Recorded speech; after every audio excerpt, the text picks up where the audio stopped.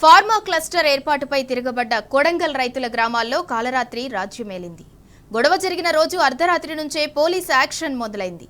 గ్రామస్తుల ఇళ్ల తలుపులను బద్దలు కొడుతూ ఇల్లిల్లు జల్లెడ పడుతూ దొరికిన వారిని దొరికినట్లు పోలీసులు అరెస్ట్ చేశారు. నిందితులపై కేసులు నమోదు చేసి కోర్టులో హాజరుపరిచారు. అనంతరం పరిగి జైలుకు తరలించారు. గొడవతో సంబంధం లేని వారిని అరెస్ట్ చేయడంపై విమర్శలొచ్చాయి. సేవలను నిలిపివేశారు. పోలీసులు ఇండ్ల తలుపులు బద్దలు కొడుతూ ఇల్లిల్లు సోదాలు చేసి అనేక మందిని పట్టుకొని బంధించారు. పోలీస్ స్టేషన్కు తరలించారు.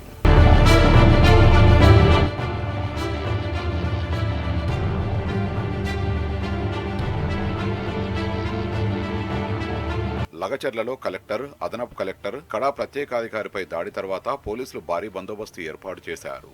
వికారాబాద్ ఎస్పీ ఆధ్వర్యంలో దాదాపు 300 మంది పోలీసులు అర్ధరాత్రి పూట వాహనాల్లో తండాకు దూసుకొచ్చారు.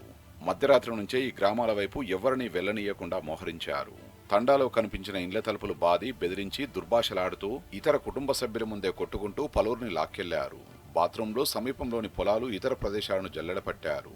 దొరికిన వారిని దొరికినట్టుగా అనుమానంతో సుమారు 55 మందిని అదుపులోకి తీసుకున్నారు. డీసీఎం వ్యాన్లలో ఎక్కించి పరిగి పోలీస్ స్టేషన్కు తరలించారు.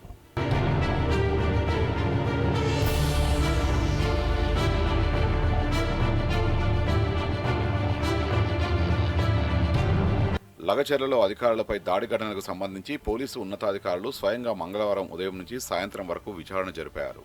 దాడి సందర్భంగా వివిధ టీవీ ఛానళ్లు, సోషల్ మీడియాలో వచ్చిన వీడియోల్లో ఉన్నవారిని గుర్తించాలంటూ వారి నుంచి వివరాల్ని రాబట్టారు. పూర్తిస్థాయి విచారణ అనంతరం దాడిలో పాల్గొన్న వారిపై కేసు నమోదు చేశారు. మిగతా వారిని వదిలిపెట్టారు.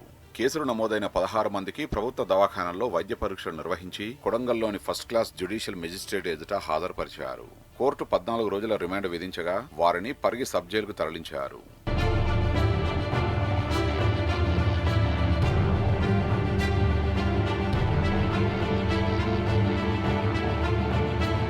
పోలీసుల చర్యలతో రైతులు తమ కుటుంబ వేడుకలకు దూరమయ్యారని వారి కుటుంబ సభ్యులు ఆవేదన వ్యక్తం చేశారు. ముఖ్యమంత్రికి తమ భూములే కావాల్సి వచ్చినాయా అంటూ ఏడ్చారు. భూమి లేని, గొడవతో ఎలాంటి సంబంధం లేని వారిని, ఆడవాళ్లని సైతం అరెస్టు చేశారని వాపోయారు. కాగా దాడితో సంబంధం లేని వారిని పోలీసులు అదుపులోకి తీసుకోవడం విమర్శలకు తావిచ్చింది.